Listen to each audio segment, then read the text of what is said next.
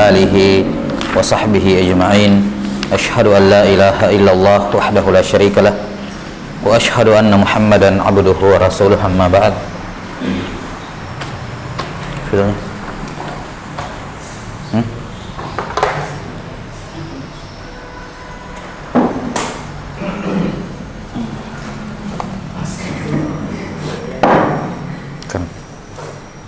Baik, kemarin kita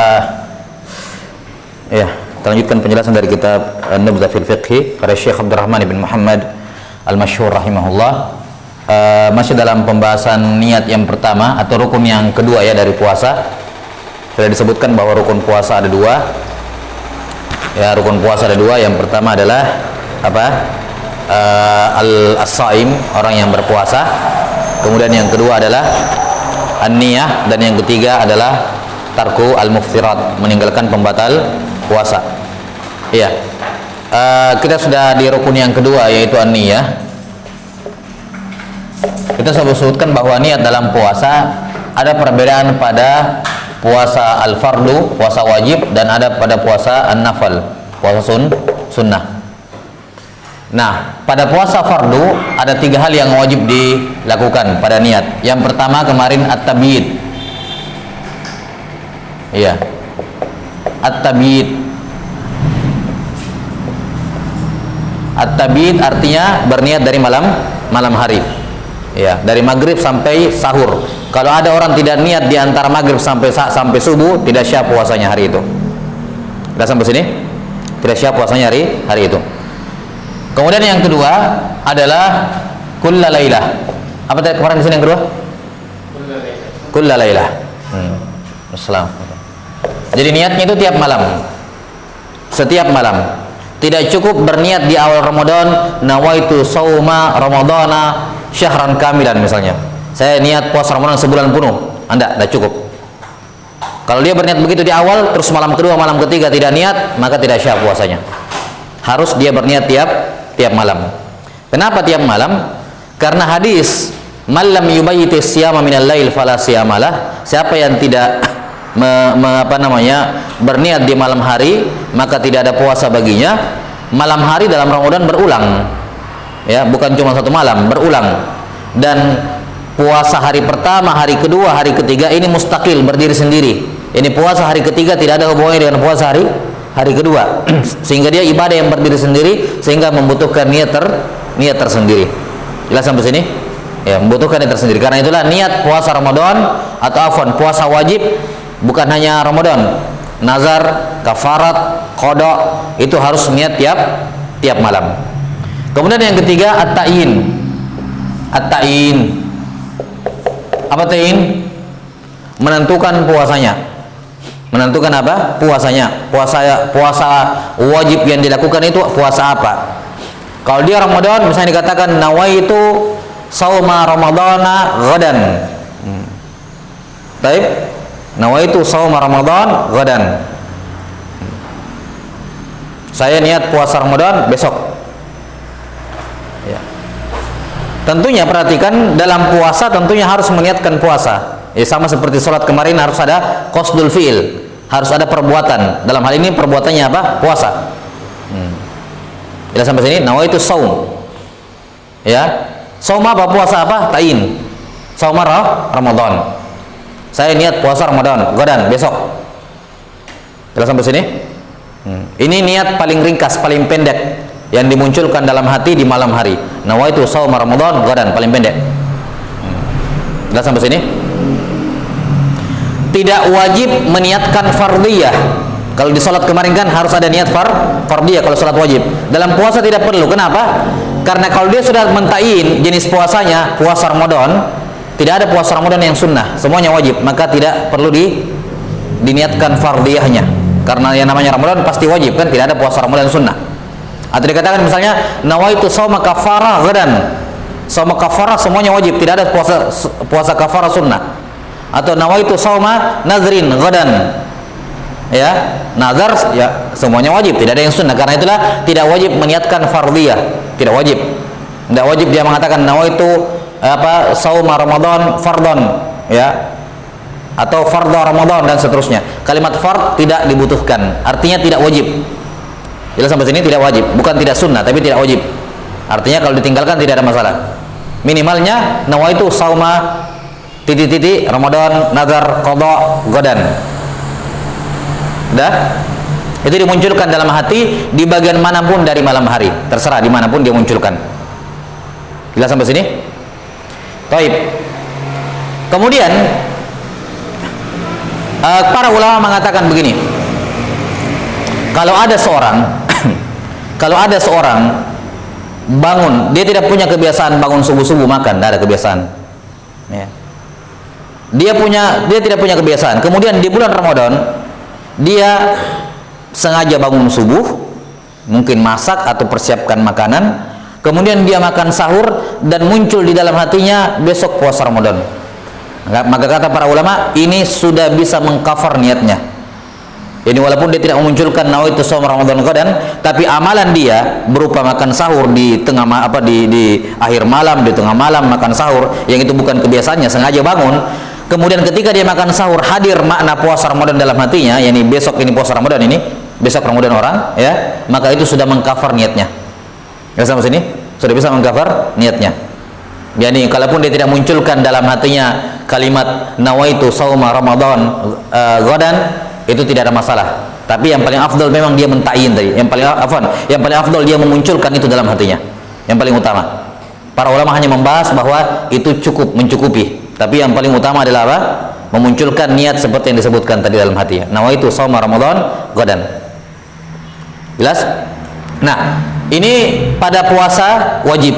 Jadi harus niat malam hari, niatnya harus tiap malam dan mentayin jenis puasanya apa. Wa innamal likulli imrin ma nawa. Setiap orang mendapatkan sesuai dengan apa yang diniatkan, maka harus mentayin, menentukan jenis puasa yang akan dia lakukan. Kemudian kalau ada seorang sudah berniat, misalnya dia habis buka puasa, sudah buka puasa, dia bilang, wah saya niat memang sekarang, entar lupa lagi, ya, niat memang sekarang, sebentar lupa atau tidur, lupa memunculkan niat sampai tidak makan sahur juga, ya akhirnya habis buka puasa langsung dia munculkan niatnya. Nah, ketika dia sudah munculkan niatnya di habis buka puasa, maka niatnya sudah syah. Walaupun setelah itu misalnya dia melakukan pembatal puasa. Maksudnya apa? Setelah niat puasa di habis buka puasa, niat puasa untuk besok. Setelah itu makan, setelah itu melakukan pembatal puasa, ini tidak ada masalah. Karena pembatal puasa tidak membatalkan niat kalau masih di malam hari.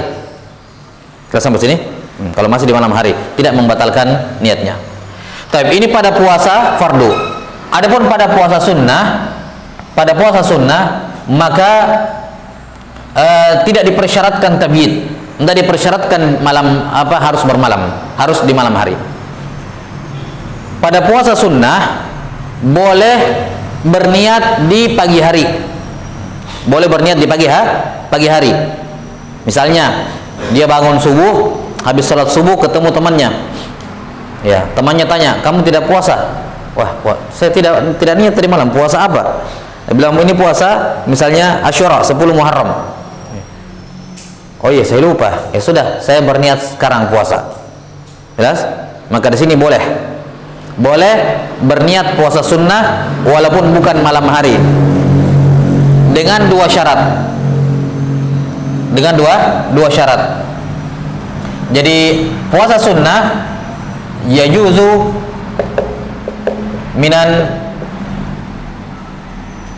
yajuzu fin nahar, boleh di siang hari dengan dua syarat.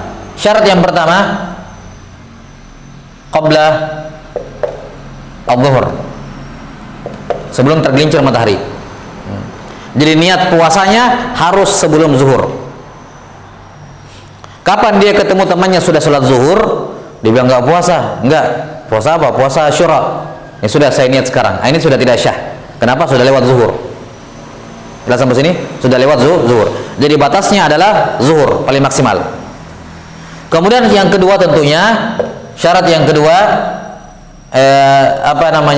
tidak melakukan pembatal puasa sebelumnya. Jadi antara subuh sampai dia berniat itu dia tidak melakukan pembatal puasa. Kalau misalnya tadi ketemu jam-jam 10. Ketemu jam 10 temannya, dikabari bahwa itu puasa, dia belum tahu atau dia lupa, dia bilang, "Iya sudah, saya niat puasa Ramadan. Saya niat puasa Asyura." Tapi bagaimana, tadi pagi saya sudah minum kopi. Sudah enggak bisa. Ya, sudah tidak syah puasanya. Niatnya tidak syah. Kenapa? Karena kamu sudah melakukan pembatal puasa sejak subuh sampai kamu niat. Jadi syaratnya niat puasa sunnah boleh di siang hari atau boleh di pagi hari, maksud saya. Syarat yang pertama adalah niatnya paling maksimal zuhur, qabla zawal, kata para ulama, sebelum tergelincir matahari, yakni zuhur. Kemudian yang kedua, ya, syarat yang kedua adalah apa? Ya, dia belum melakukan pembatal puasa dari subuh sampai dia memunculkan niatnya, belum ada. Kapan sudah ada pembatal puasa dilakukan, maka sudah tidak syah. Baik. Jadi puasa nafal, puasa sunnah boleh dari siang hari dengan dua syarat tadi. Kemudian yang kedua, pada puasa sunnah untuk keabsahannya tidak dipersyaratkan at-ta'yin. Untuk keabsahannya, untuk yang penting syah gitu. Yang penting syah tidak dipersyaratkan ta'yin. Ya. Misalnya besok puasa sunnah, dia bilang nawaitu shauma gadan. Saya niat puasa besok. Puasa apa? Nggak perlu dita'yin. Kalau untuk keabsahannya, ya sampai sini. Kalau untuk syahnya, ya syah. Jelas? Nawaitu shauma gadan. Saya niat puasa besok. Itu sudah cukup. Tidak perlu meniatkan sunniyah, ya. Tidak perlu juga, tidak wajib juga meniatkan ta'yin, menentukan puasa sunnahnya apa. Puasa sunnah kan banyak. Puasa sunnah banyak. Kalau dia tidak menta'yin, maka puasanya syah. Jelas sampai sini? Cuman perhatikan,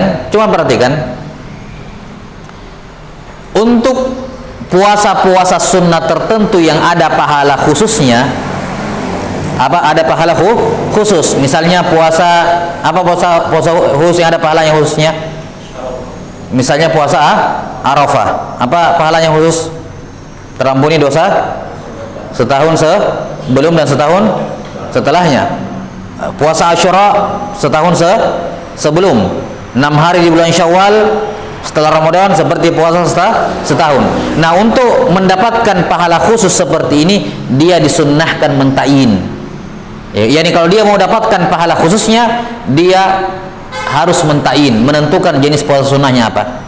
Maksudnya begini, kalau ada besok misalnya puasa Asyura, kemudian dalam hatinya dia cuma niatkan nawaitu shauma gadan, saya niat puasa besok puasa Asyura, maka puasanya syah dan dia mendapatkan pahala puasa sunnah, namun tidak mendapatkan pahala puasa spesifik tentang Asyura. Kenapa dia tidak meniatkannya? Makanya saya katakan tadi, kalau sekedar syah, dia tidak perlu menta'yin, syah dapat pahala puasa sunnah. Jelas ya? Ya, pahala puasa sunnah banyak. Puasa sunnah banyak. Ya. Tapi kalau dia ingin mendapatkan pahala yang spesifik itu, dia harus menta'yin. Dia katakan nawaitu shauma Asyura gadan, nawaitu shauma Arafah gadan, nawaitu shauma sittam min Syawal gadan, dan semacamnya. Shauma Syawal gadan. Itu kalau dia mau mendapatkan pahala banyak spesifiknya. Kalau dia tidak menyebutkan, tidak menta'yin niat puasa sunnahnya, maka puasa sunnahnya syah dan dia mendapatkan pahala puasa sunnah secara umum, gitu, tanpa mendapatkan pahala spesifik itu. Puasa yang kenapa? Harus tabiatnya.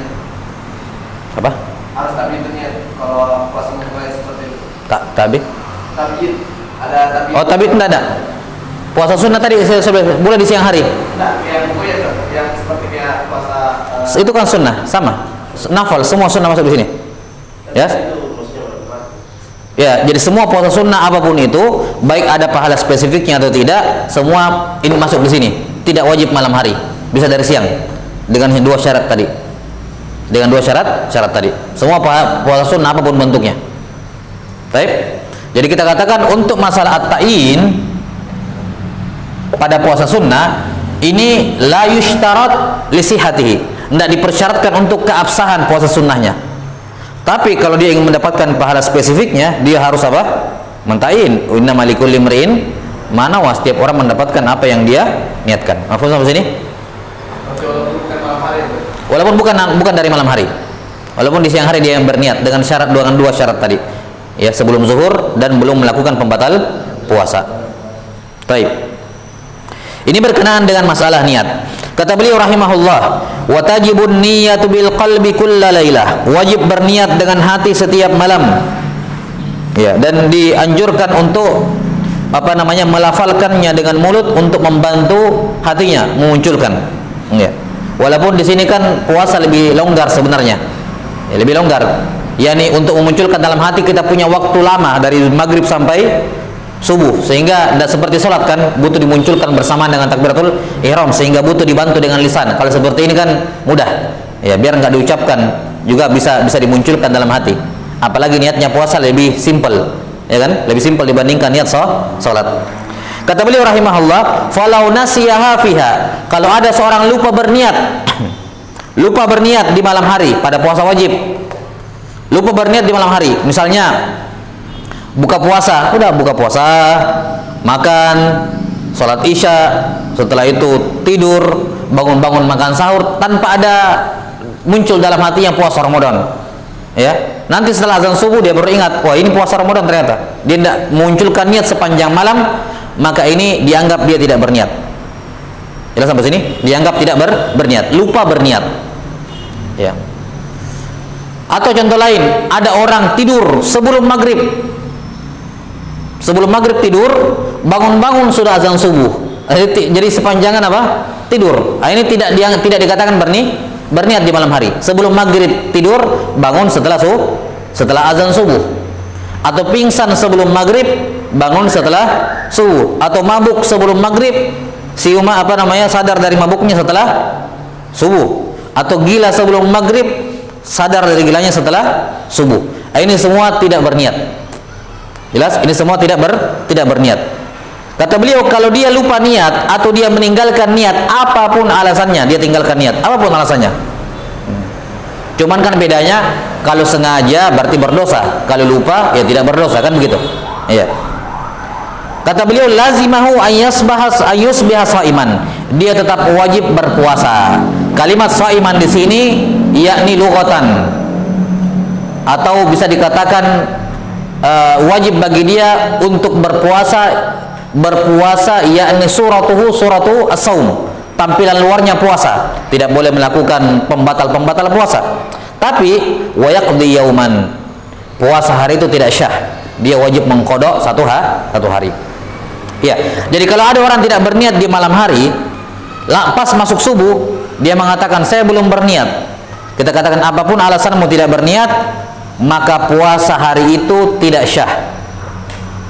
Cuma bukan berarti ya sudah karena saya tidak puasa, saya lupa niat, saya boleh makan dan minum. Tidak boleh. Jelas? Dia wajib imsak. Dia tetap wajib menahan diri dari pembatal puasa. Wajib. Kenapa? Dengan dua alasan. Yang pertama lihurmati saum, lihurmati syahr, menghormati bulan Ramadan. Yang kedua at-tasyabbuh bisaim, untuk menyerupai orang yang berpuasa. Karena itulah dia wajib untuk menahan, untuk menghormati bulan Ramadan. Namun dia wajib mengqada satu hari itu di luar Ramadan. Jadi di sini dia tetap menahan tapi tidak dianggap puasa. Secara syar'an tidak terhitung. Dia wajib mengqada. Kalau ada orang bilang, "Oh, saya lupa berniat tadi malam." Ya, berarti hari ini puasa saya tidak syah. Iya, puasanya tidak syah. Kalau begitu saya pergi makan. Dia pergi makan, maka dia dapat dosa tambahan.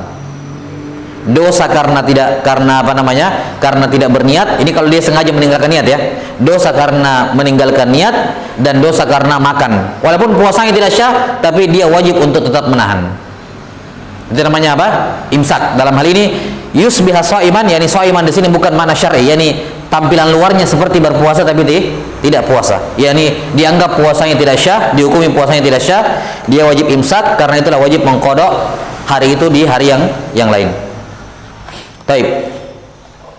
Kata beliau rahimahullah pada rukun yang ketiga, wa yushtaratu li sihhati shaumi al-imsaku 'anil muftirat. Dipersyaratkan untuk keabsahan puasa harus menahan diri dari pembatal-pembatal puasa.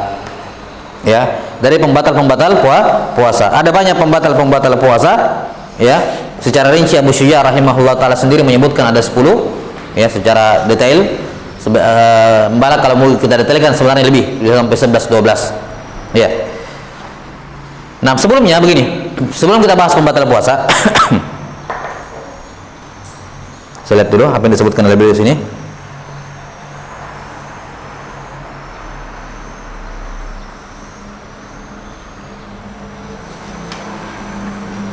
Satu, dua, tiga, empat pembatal puasa. Ya.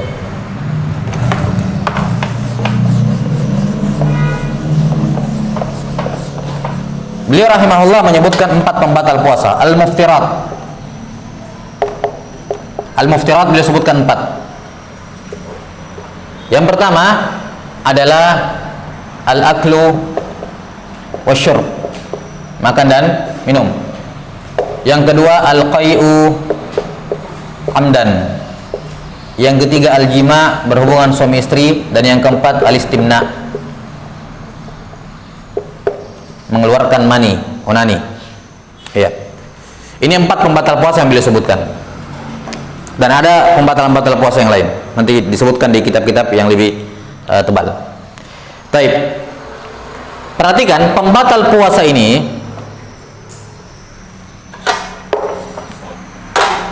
makan dan minum, muntah, berhubungan suami istri, dan keluar mani. Ya. Maksudnya keluar mani di sini bukan sengaja mengeluarkan maninya, sengaja. Ya, ini namanya istimna. Taib.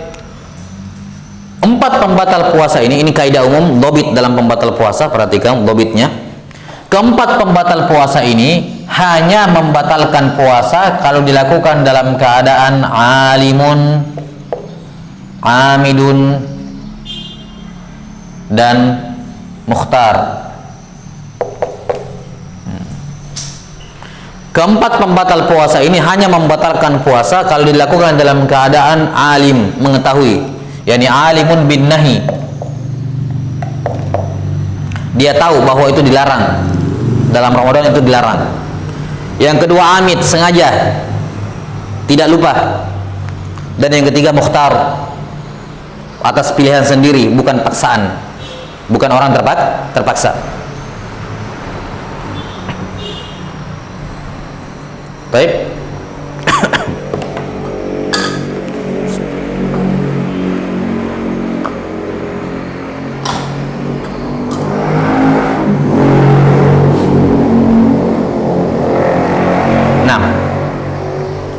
Kalau ada seorang makan dan minum dalam keadaan tahu itu dilarang, batal puasanya. Ya. Dalam keadaan tahu itu dilarang, sengaja dan atas pilihan sendiri, tidak dipaksa, maka batal puasanya. Ada orang muntah dalam keadaan tahu muntah itu dilarang dalam puasa. Dia sengaja muntah dengan sengaja. Kemudian atas pilihan dia sendiri, maka batal puasanya. Berhubungan suami istri, dia tahu itu dilarang dalam Ramadan, dia sengaja melakukannya, tidak lupa, pilihan sendiri, maka batal puasanya.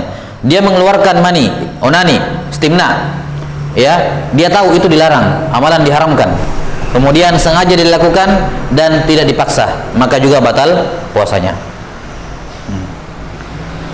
Kalau tidak terpenuhi 3 ini, maka tidak batal puasanya. Ada orang makan dan minum tapi tidak tahu kalau ternyata puasa dilarang makan, ya. Dia tidak tahu, maka tidak batal. Ini contoh ya, walaupun hampir tidak ada keadaan seperti itu. Makan dan minum tapi dia lupa sedang puasa, maka ini apa? Batal puasanya? Tidak batal kalau dia lupa. Makan dan minum dalam keadaan dia dipaksa, maka juga tidak batal puasanya. Kalau dipaksa, yakni dipaksa dalam artian membahayakan dirinya, tidak perlu sampai mati. Dan kalau dipukul, kalau kamu tidak makan dan minum dipukul sampai memar misalnya, ini ancaman mukhtar, mukrah, orang yang terpaksa. Jadi paksanya tidak mesti harus sampai misalnya dibunuh, ya. Biar sampai kalau sudah babak belur, ya kan, tidak mati kan, tetap itu sudah mukrah namanya. Jadi tidak perlu dikatakan mukrah sampai diancam dibunuh baru boleh, enggak. pukulan yang sudah memudaratkan diri, walaupun tidak mati tapi membahayakan, ya, membahayakan. Jelas sampai sini? Itu sudah cukup menjadi alasan untuk orang dipaksa. Boleh bagi dia untuk makan dan minum dan puasanya tidak batal. Ada orang muntah dengan tidak sengaja, maka tidak batal. Atau sengaja tapi dia tidak tahu kalau muntah itu dilarang dalam puasa, dia nggak tahu itu. Atau dia dipaksa muntah, maka ini juga tidak membatalkan puasanya. Ada orang berhubungan suami istri, dia tidak tahu kalau itu dilarang dalam puasa. Dia tahunya kirain makan dan minum tok. Dia tidak tahu. Misalnya dia mu'allaf, baru masuk Islam, nggak tahu kalau itu dilarang dalam puasa. Dia lakukan, maka tidak batal puasanya. Atau berhubungan suami istri lupa sementara sedang puasa, ya, sementara sedang puasa, jelas. Setelah selesai baru dia ingat, hari ini puasa. Atau kita puasa sunnah misalnya. Ini tidak batal. Yang ketiga, terpaksa, mukhtar. Kalau dia dipaksa, maka tidak batal puasanya. Kemudian keluar mani, ya, mengeluarkan, bukan keluar mani ya, istimna itu talabu khurujul mani, sengaja mengeluarkan mani, bukan keluar maninya, karena keluar mani saja tidak membatalkan puasa. Seperti orang tidur mimpi basah, tidak batal puasanya. Karena yang membatalkan bukan keluar mani, tapi talabu khuruj, dia yang mengeluarkan dengan sengaja. Baik. Kalau dia melakukan istimna dalam keadaan tidak tahu kalau itu membatalkan puasa, saya kira berhubungan saja yang batal. Saya tidak tahu kalau itu, saya ulangi, dia tidak tahu kalau itu dilarang. Berarti kan dilarang. Karena istimna ini mengeluarkan mani, puasa maupun tidak puasa hukumnya haram. Jelas ya? Dalam mazhab Syafi'iyah, istimna itu hukumnya haram di dalam puasa maupun di luar puasa. Ya. Kemudian dia tidak tahu kalau itu dilarang. Boro-boro dia bilang membatalkan puasa, dilarang saja saya tidak tahu, ya sudah, tidak batal puasanya. Ya. Kemudian lupa. Ya, lupa kalau sedang puasa atau dipaksa, maka ini tidak membatalkan puasa. Maka ini perhatikan, ini dhabit dalam pembatal puasa. Semua pembatal puasa ini hanya membatalkan puasa kalau dilakukan dalam keadaan mengetahui bahwa itu dilarang, sengaja dan atas pilihan sendiri, bukan dipaksa. Kapan tidak memenuhi salah satu syarat ini, maka tidak batal puasanya. Walaupun dilakukan pembatal puasanya berkali-kali, walaupun dia lakukan pembatal puasa banyak, makan sampai kenyang, tapi dia lupa, ya tidak batal puasanya. Apa? Dhabit kaidah. Dhabit dengan kaidah itu sama. Dhabit fikhi, kaidah fikhiyah sama, cuman dhabit itu lingkupnya lebih sempit. Iya. Biasanya dhabit hanya dalam satu permasalahan. Kalau kaidah kan dalam banyak masalah. Ya, kalau dhabit biasanya cuma satu permasalahan saja. Masalah istimna. Kalau dia bukan dari keturunan namanya kayak kontrol apa? Ya. Ini nanti belum, ini kan baru keluar, nanti dibahas. Taib. Sekarang pembatal puasa yang pertama. Kata beliau rahimahullah, wa yushtaratu li sihhati shaumi al-imsaku 'anil muftirat. Dipersyaratkan untuk keabsahan puasa. Di sini beliau menggunakan kata yushtaratu, syarat. Ya. Di sini beliau menggunakan syarat bukan dengan maknanya secara istilahi, tapi makna lebih global. Kenapa? Karena meninggalkan pembatal puasa ini rukun, bukan syarat puasa. Ini rukun puasa. Jelas ya? Ini rukun puasa, bukan syarat syah puasa. Taib. Apa pembatal puasa? Beliau sebutkan 4. Yang pertama, kata beliau, minat ta'ami wasyarabi wa nahwihima amdan wa inqal walau 'udan adkhalahu udhunahu au anfahu au halaqahu. Terus apa setelahnya? Au halqahu, terus ainu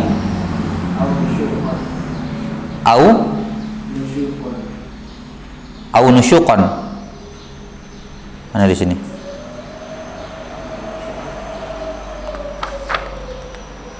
Oh, langsung gitu, au nusyuqan. Oh, tapi berarti ini tren. Abas. Sudah ya? Au nusyuqan kharaja min anfihi ila haddi dhahiri thumma istanshaqahu ila khayashimihi. Ya. Ini pembatal puasa yang pertama. Kata beliau rahimahullahu ta'ala,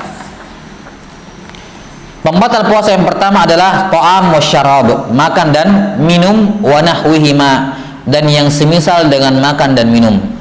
Yani ada makanan, minuman atau yang semisalnya. Apa yang semisal dengan makan dan minum akan kita terangkan nanti. Masuk ya makanan dan minuman amdan dengan sengaja. Nih, sengaja. Wa in qal walaupun sedikit.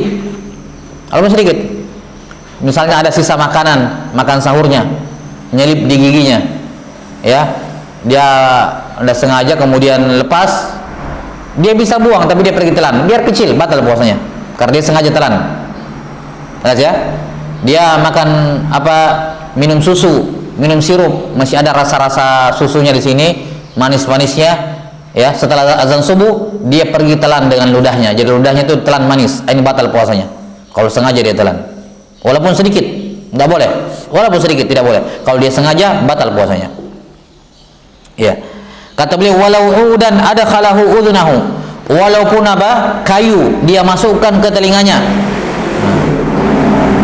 masukkan ke telinganya, karena seperti apa ini, korek kuping, alat korek kuping yang agak dalam sudah sampai ke dalam itu membatalkan puasa, membatalkan puasa. Ya, kalau agak dalam, tahu kan batasannya itu di telinga, kapan lewat itu batal puasanya. Walau udan adkhalahu, walaupun kayu dia masukkan ke dalam telinganya. Berarti apa? Obat tetes telinga juga membatalkan puasa. Au anfahu, atau ke hidungnya, misalnya di swab, nah, swab kan sampai ke dalam ya, nah, itu batal puasanya.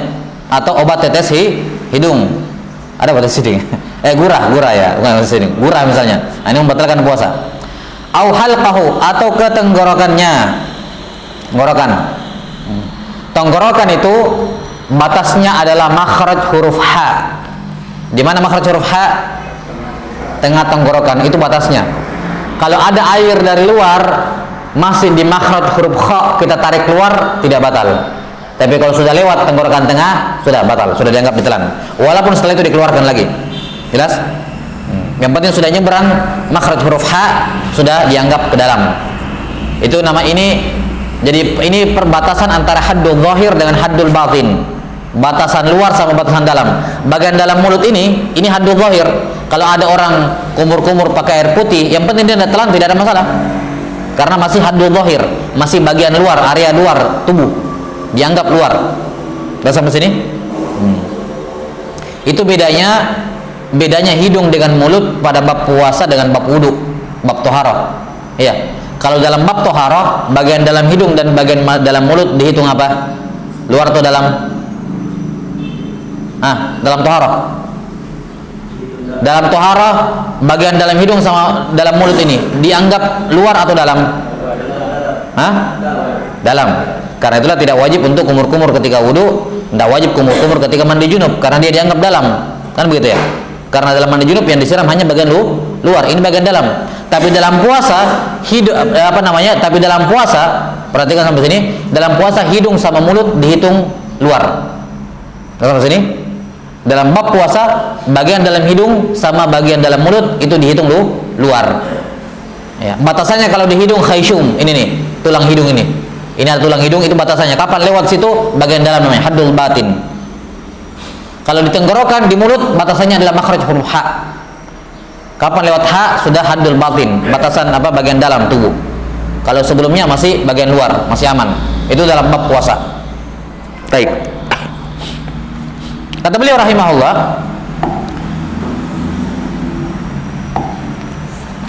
au nusyuqan kharaja min anfihi. 6. Nusyuqan dihirup, sesuatu yang dihirup dari hidung. Ya. Au nusyuqan kharaja min anfihi ila haddi dhahir thumma istanshaqahu ila khayashimihi. Atau misalnya zat nusyuqan itu sesuatu, misalnya dia di sini nusyuq mashuqun tabaghin yutanawalu an tariqil unuf atau tariqil anf. 6.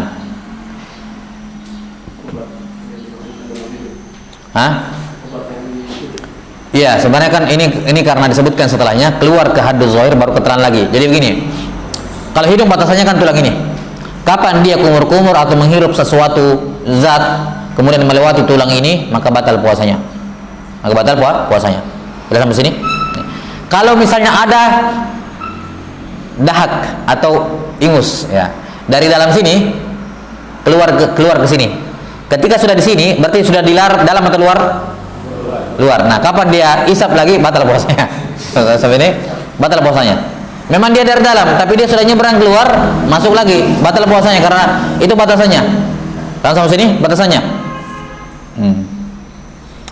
Ini maksudnya sini. Nusyuqan kharaja min anfi, nusyuk yang keluar dari hidung kepada keluarnya sampai mana? Keluar sampai haddul zahir, yakni melewati tulang, keluar dari sini nih, keluar dari tulang hidung. Masih dalam hidung tapi sudah lewati apa?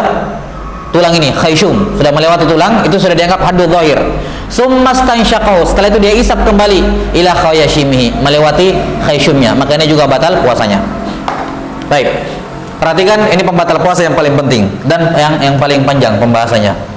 Jadi nusyuk itu gimana? Nusyuk itu sekarang menghirup. Ya. Cuman kan kalau dia menghirup dari luar, kalau dia menghirup dari luar, maka batasan batalnya adalah kalau lewat hidung, zatnya dari luar. Kalau ini kan beliau mengatakan nusyuk keluar, yakni dari dalam keluar ke keluar ke hidungnya sampai ke haddul zahir, sudah lewat tulang ini, setelah itu dihisap kembali, itu batal. Maksudnya di sini tidak mesti yang membatalkan itu dari luar. Kalau ada sesuatu dari dalam terus keluar ke haddul zahir, lantas masuk kembali, batal. Sudah sampai sini? Ya. Kalau ada orang muntah tidak sengaja, batal puasanya? Tidak batal. Tapi muntahnya kapan dia telan kembali, batal puasanya. Sudah sampai sini? Yani keluar kan, kalau keluar muntah kan tidak pisah ya, tetap ada rasa-rasa yang sini. Paham sampai ini? Nah, itu harus dibersihkan. Tidak boleh ditelan. Kapan ada muntah keluar tidak sengaja, tidak batal puasa gara-gara muntah. Tapi kalau ada kamu rasa bekas muntah dan kamu telan kembali, batal. Kenapa? Karena sudah keluar dari haddul zahir. Afwan, sudah keluar ke haddul zahir, kemudian masuk lagi ke haddul batin, batal puasanya. Paham itu yang ingin ditekankan beliau di sini. Jadi kalimat masuk ke dalam itu tidak mesti zatnya dari luar, bisa dari dalam keluar baru masuk lagi. Paham sampai sini? Baik. Nah, sekarang disebutkan di buku di sini makan dan minum. Perhatikan, makan dan minum itu sebenarnya sekedar percontohan dari pembatal puasa. Ya. Wa illa, biar bukan makanan, biar bukan minuman, kalau masuk batal puasanya. Ada orang ambil uang logam, dia telan, batal puasanya. Yes, uang logam bukan makanan. Dia ambil tanah, dia telan, batal puasanya. Tanah bukan makanan. Jadi bukan yang dimaksud makan dengan minum tok gitu. Contoh saja. Jelas? Contoh saja, makan dan minum. Kemudian perhatikan, mungkin ada yang bertanya, kenapa lewat telinga juga batal puasa? Ya, hadisnya kan cuma apa? Makan dan minum. Hadisnya cuma makan dan minum. Yada'u ta'amahu wa syarabahu min ajli, kata Allah dalam hadits qudsi. Dia meninggalkan makan dan minumnya karena saya. Ya, dalam hadis Nabi SAW, man nasiya fa akala wa syariba falyutimma saumahu. Siapa yang puasa kemudian dia lupa dan dia makan dan minum, sempurnakan puasanya, tidak batal. Dalam hadis-hadis disebutkan makan dan minum. Tapi kenapa dikatakan masuk lewat telinga batal, masuk lewat hidung batal? Dikarenakan hadis lain menunjukkan bahwa patokannya di sini bukan makan dan minum. Patokannya bukan itu. Dan patokannya juga bukan cuma masuk lewat mulut. Karena dalam hadis Laqit Ibnu Sabirah radhiyallahu anhu disebutkan, wa baligh fil istinsyaq illa an takuna shaima. Hiruplah air ke hidung, bersungguh-sungguhlah, penuhkan air di hidung sama di mulut kalau wudu. Itu sunnah. Balik, mubalagha dalam wudu artinya mubalagha dalam kumur-kumur, penuhkan mulut dengan air. Mubalagha dalam menghirup air ke hidung, penuhkan hidung dengan air. Itu sunnahnya. Kata beliau, mubalaghah dalam berkumur-kumur dan menghirup air kecuali puasa. Kecuali puasa. Kalau puasa tidak boleh berlebihan. Kenapa? Karena kalau berlebihan dan tertelan, batal puasamu. Ini menunjukkan apa? Yang masuk lewat hidung pun membatalkan puasa, walaupun bukan minuman, bukan makanan. Ya. Maka di sini para ulama, lihat kecerdasannya para ulama itu mengambil pendalilan. Dari sini mereka mengatakan, oh yang masuk lewat mulut batal, ya, yang masuk lewat hidung batal. Dah sampai sini? Kalau begitu, semua yang masuk ke dalam tubuh lewat lubang terbuka dari tubuh kita batal.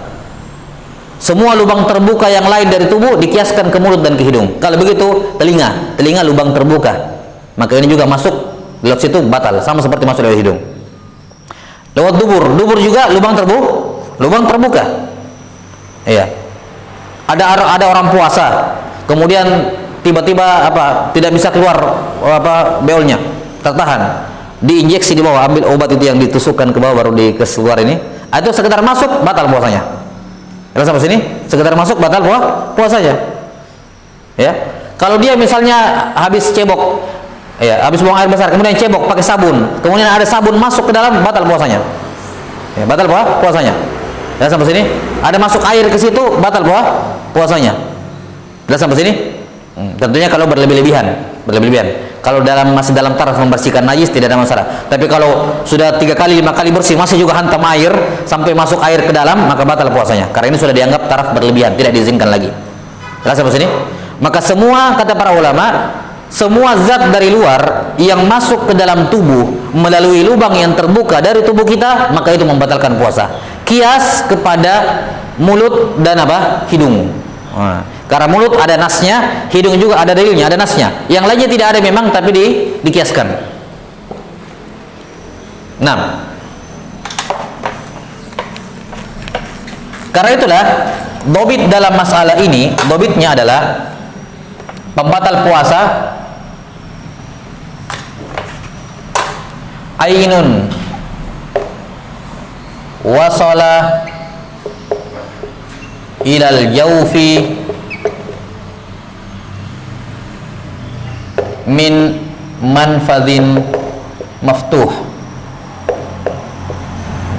Ini dobitnya pembatal puasa berkenaan dengan teman-temannya makan dan minum.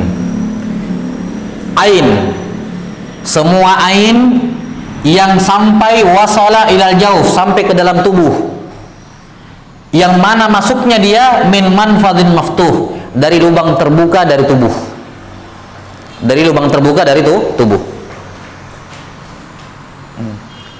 Ini batasan pembatal puasa, bebitnya. Ainun wasala ilal jaufi min manfadhin maftuh. Semua ain, semua zat yang sampai ke dalam jauf, nanti kita akan terangkan jauf, yang mana masuknya dari tempat terbuka, lubang terbuka, dari lubang terbuka dari tubuh.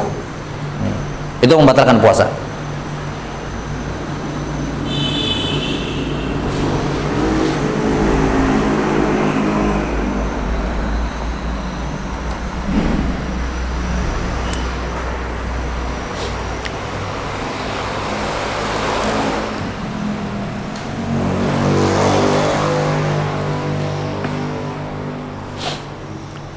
Nah, sekarang kita bedah satu-satu. Ain ini, ainun, zat yang dimaksud di sini jamid sama ma'i. Yang dimaksud dengan ain di sini adalah benda padat dan benda cair. Adapun benda gas enggak dikatakan ainun, enggak. Sampai sini. Makanya kalau kita hirup udara, enggak batal puasa. Karena udara ini, oksigen, apapun bentuknya, ya, berupa benda gas, itu tidak dianggap tidak dianggap sebagai enggak dianggap sebagai ain. Jadi benda padat, walaupun benda padatnya enggak dimakan, kayak tadi makan pasir, batu, ya, beling, ya, telan, batal puasanya. Ya. Asap, kalau asap itu kita pastikan ada zat pada asap itu kemudian masuk, maka ya bisa batal puasanya. Asap kan jelas ya. Kalau ada asap terlalu hitam itu yang karena membakar sesuatu, misalnya bakar karet atau bakar sampah, kita pastikan ada zat terbang di situ, di asapnya. Ketika tertelan, batal puasanya. Sudah sampai sini, batal puasanya. Tapi kalau misalnya asapnya tidak ada, sekedar asap tok, ya, asap rokok jelas batal. Sudah sampai sini? Asap rokok jelas membatalkan. Kenapa? Karena asap rokok itu mengandung ain. Prinsipnya asap rokok kan di luar asap, ketika masuk ke dalam paru-paru berubah jadi apa? Berubah jadi benda cair, ya kan? Benda cair melekat di paru-paru, itu yang racun, merusak paru-paru. Dia kebalikannya gas. Gas itu kenapa berat padahal cuma gas? Karena di dalam gas bentuknya air, bukan bentuknya gas, dalam bentuk air, bentuk cairan maksud saya. Ketika keluar kompor berubah jadi gas. Nah, rokok kebalikannya, gas masuk tapi ke dalam air, dalam paru-paru berubah jadi air, cairan maksudnya, bentuk cairan beracun. Karena itulah merokok, perokok dan yang menghirup asap rokok batal puasanya. Walaupun dia tidak merokok tapi dia menghirup asap rokok, batal puasanya. Jelas? Contohnya dengan syarat yang kita sebutkan tadi, sengaja, ya, tahu hukum dan seterusnya, ya. Baik. Jadi benda padat walaupun tidak dimakan termasuk juga benda cair. Kecuali tentunya hal-hal yang tidak bisa dihindari. Misalnya debu kendaraan, apa, asap terbang gitu, debu. Itu kan debu jelas apa namanya? Ain. Tapi kalau berkendara gimana caranya tidak masuk, apalagi kalau lagi pas debu-debu gitu.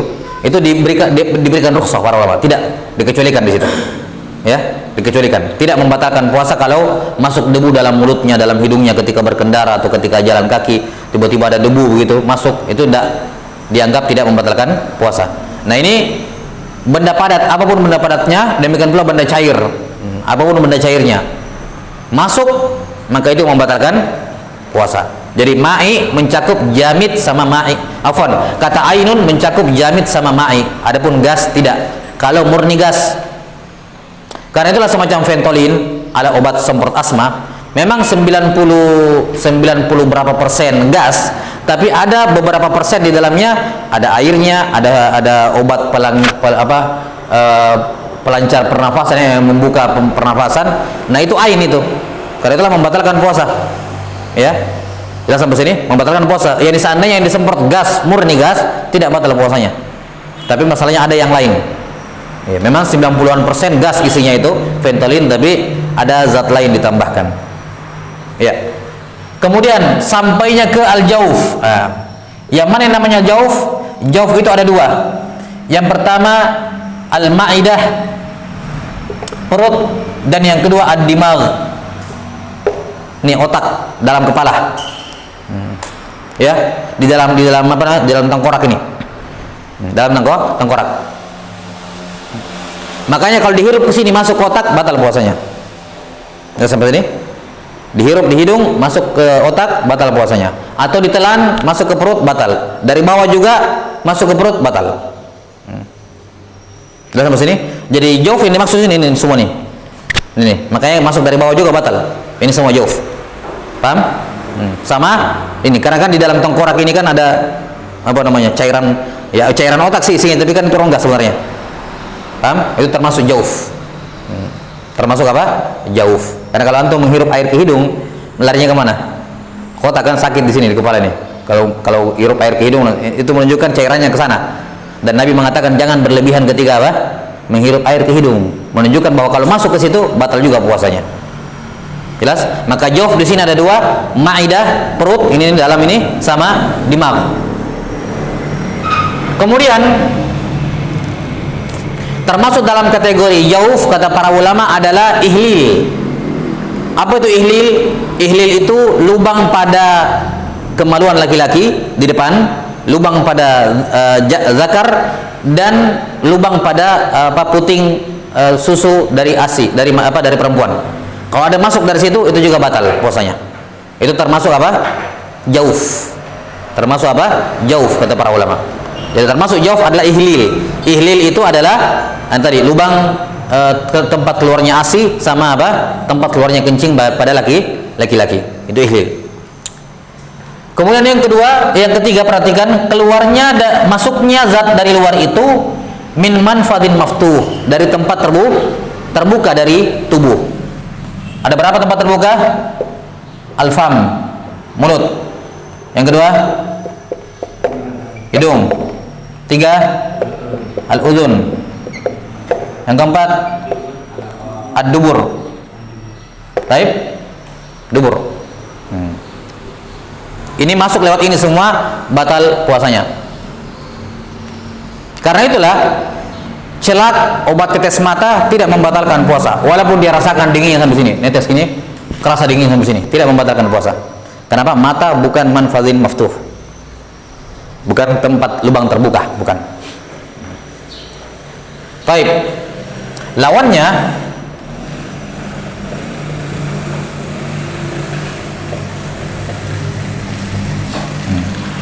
lubang terbuka namanya masam. Masam itu pori-pori. Nah, maka semua yang dari luar masuk ke dalam lewat pori-pori tidak membatalkan puasa. Tidak membatalkan puasa. Kata para ulama, di mata itu yang ada pori-pori, bukan lubang terbuka, karena itulah tidak membatalkan puasa.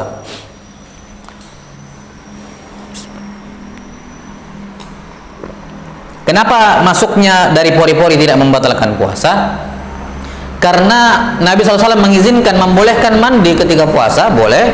Yang penting jaga jangan sampai masuk air ya. Nah sekarang kalau kita mandi pakai sabun, pakai apa? Kira-kira nyerap nggak? Masuk nggak ke dalam pori-pori? Masuk ke dalam pori-pori. Jelas? Dan itu diizinkan. Menunjukkan semua yang masuk lewat pori-pori kulit tidak membatalkan puasa. Walaupun dia berupa benda cair atau benda padat, masuk ke dalam perut, masuk ke dalam otak, ya, masuk ke dalam kepala ini, dia pakai apakah minyak kepala ya, atau sampo atau pelembab kulit kepala, pasti meresap ke dalam, masuk. Jelas? Tapi meresapnya lewat apa? Pori-pori kulit. Maka itu tidak membatalkan puasa.